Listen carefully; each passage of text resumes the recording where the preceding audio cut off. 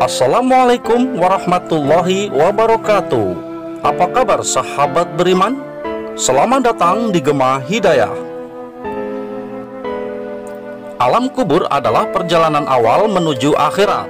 Umat Islam yang beriman kepada hari akhir diwajibkan untuk mempersiapkan diri sebelum ajal menjemput. Nabi Muhammad SAW telah memberitahu bahwa siksa kubur itu hak benar. Maka seorang muslim harus berlindung kepada Allah Subhanahu wa Ta'ala dari siksa kubur dan bersiap menghadapi kubur dengan amal saleh. Namun tahukah kalian sahabat beriman bahwa ada ular besar di alam kubur yang akan menyiksa manusia?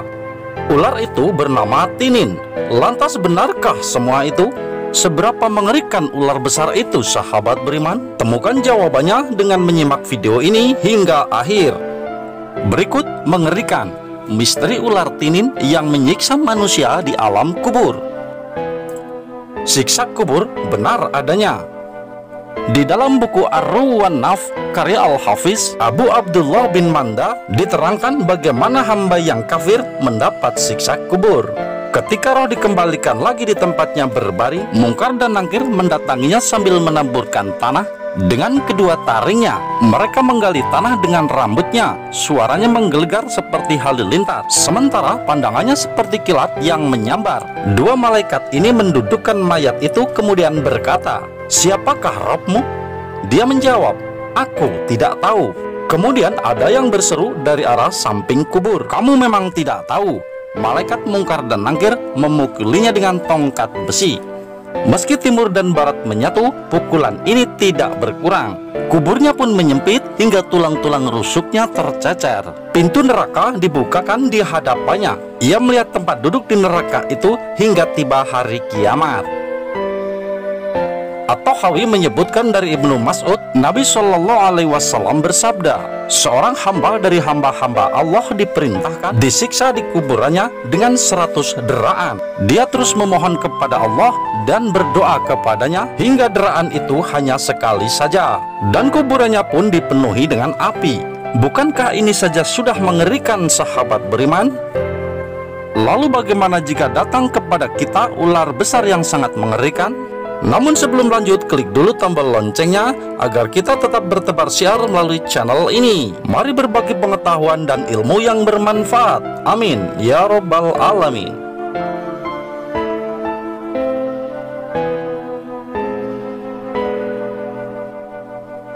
Ular 7 kepala yang disiapkan Allah untuk menyiksa pendosa.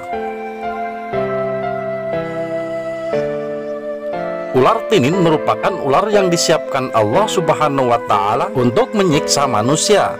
Ular ini berjumlah 99 ekor dan satu ekornya memiliki 7 kepala. Tidak cukup sampai di situ saja, setiap kepala yang ada di tubuh ular tersebut mencakar, menggigit, menyembur hingga tubuh si mayat menjadi bengkak pada orang kafir. Siksaan yang demikian ini akan berlangsung hingga hari kiamat kelak. Dari Abu Hurairah radhiyallahu anhu berkata, Rasulullah SAW bersabda, orang mukmin di dalam kuburnya seperti raudhah ataupun taman. Dilapangkan kuburnya sejauh 70 hasta. Disinari kuburannya seperti cahaya bulan purnama. Tahukah kalian tentang apa ayat yang diturunkan ini sahabat beriman? Para sahabat pun menjawab, Allah dan Rasulnya yang lebih tahu. Lalu Nabi berkata tentang azab kubur orang kafir di kuburnya, demi jiwaku yang berada di tangannya, sesungguhnya orang kafir akan disengat 99 tinin. Apakah kalian tahu tentang tinin? Ternyata para sahabat pun tidak tahu. Lalu Nabi pun melanjutkan sabdanya, itu adalah 99 ular.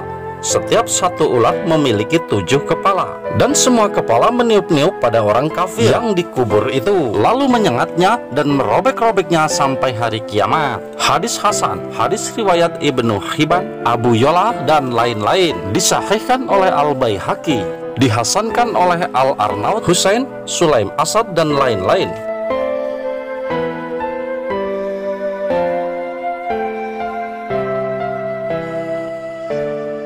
Menyiksa muslim yang gemar maksiat.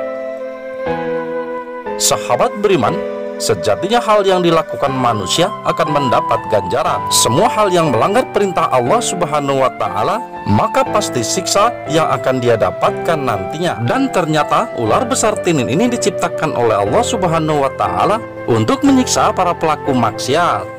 Sejatinya ular ini diciptakan bukan hanya untuk orang-orang yang tidak beriman saja. Bagi manusia yang percayakan kekuasaannya namun masih kerap melakukan maksiat selama di dunia, juga akan disambut dengan siksaan ular tinin ini. Bahkan para wanita yang enggan menyusui anak-anaknya tanpa ada alasan yang syar'i juga akan menerima siksa pedih dari makhluk tersebut. Payudara yang selalu dibanggakan di dunia juga akan dicabik-cabik oleh ular ganas ini, hingga tak tersisa lagi bentuk yang selama ini ia bangga-banggakan di dunia. Pernah aku melihat para wanita yang payudara-payudara mereka dicabik-cabik oleh ular ganas tersebut. Maka aku bertanya, kenapa mereka? Malaikat pun menjawab, mereka adalah para wanita yang tidak mau menyusui anak-anaknya tanpa ada alasan syar'i. Hadis riwayat Al-Hakim, Asy-Syaikh Muqbil rahimahullah dalam Al-Jami'us Shahih berkata, ini hadis sahih. Kemudian ular tersebut akan memakan manusia dari kepala hingga kakinya. Setelah melumat tubuh tersebut, lantas ular tinin akan mengeluarkan tubuh orang tersebut dan akan kembali kepada bentuk yang sempurna. Namun kemudian dimakan lagi dari kepala hingga kaki, dan begitu seterusnya. Bisa bayangkan sahabat beriman betapa sakitnya. Kepala ular itu ada 7. Bagaimana jika 7 kepala itu mencabik-cabik tubuh kita ini? Kuatkah kita merasakan sakitnya nanti?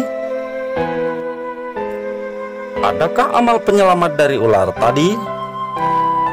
Sebagai manusia biasa tentu diliputi kelalaian dan juga hilaf, dan semua orang memang tak luput dari dosa. Namun manusia masih bisa mengadakan evaluasi kepada dirinya, entah itu apa yang telah dia perbuat, apa yang telah dikatakan, serta perkara apa yang dirasa merugikan diri ataupun orang lain. Waktu yang baik untuk manusia untuk mengadakan evaluasi adalah waktu ketika akan tidur, sehingga tobat tersebut membuatnya berusaha untuk tidak melakukan kesalahan yang sama pada esok hari.